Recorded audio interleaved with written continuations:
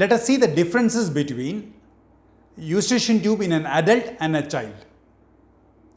Now, let me give you a small introduction about the eustachian tube first.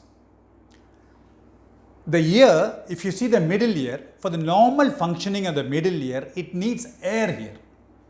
So, this air comes from the nose, and when it reaches the nasopharynx, this part is called the nasopharynx, there is a small opening of a tube here, and through this tube, that is this tube, the air reaches the middle ear. So, the tube which connects the nasopharynx and the middle ear is called as a eustachian tube. So, this tube, it's a dynamic in action. It opens and closes. So, it opens only during swallowing, not during normal breathing. So, you approximately a normal person swallows about 800 times per day.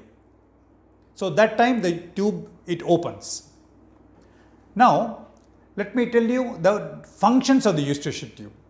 It has got three functions. The first function is air from the nose or the nasopharynx, it reaches the middle ear through the eustachian tube.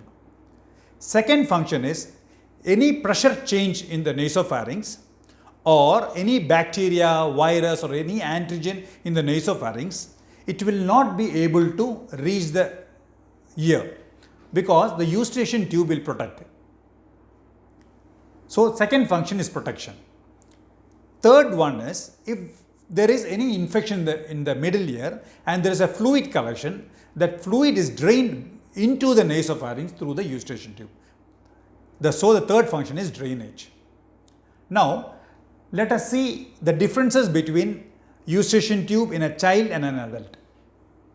In a child, the eustachian tube is short, the length is short, the width is more, and the tube is elastic. It is not rigid, not strong, it is elastic, and the angulation between the eustachian tube and the tympanum, that is the place where you have the tympanic membrane, is only 45 degrees.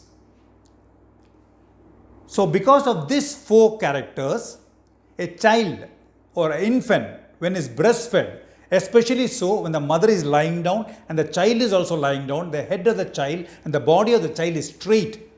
What happens? Whenever the child swallows, drinks the breast milk, it can go directly into the ear.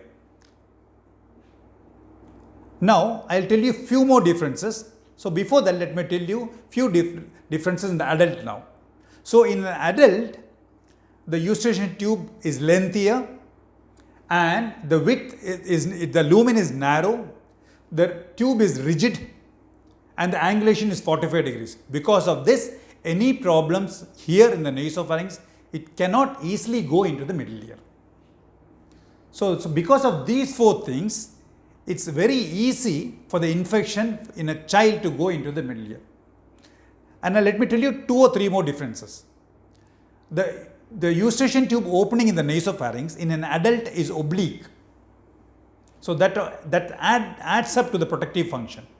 In a child, it is round in cross section. And in a child, the glands seen are less, but in adults, there are more number of glands.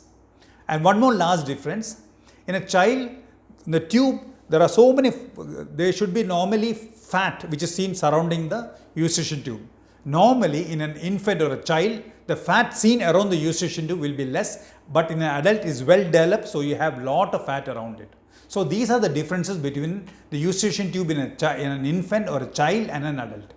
So, because of these differences, the child they are more prone for middle ear infection. So, how do you prevent that? So, I have told you what happens when the child is breastfed and the mother is also sleeping and the child is also sleeping and the child is being breastfed.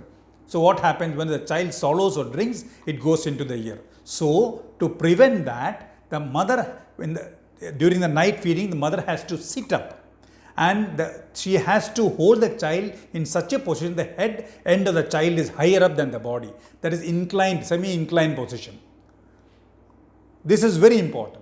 And after the feeding, you should make the child lie down on the shoulder and you tap on the shoulder from behind so that you get a burping sound.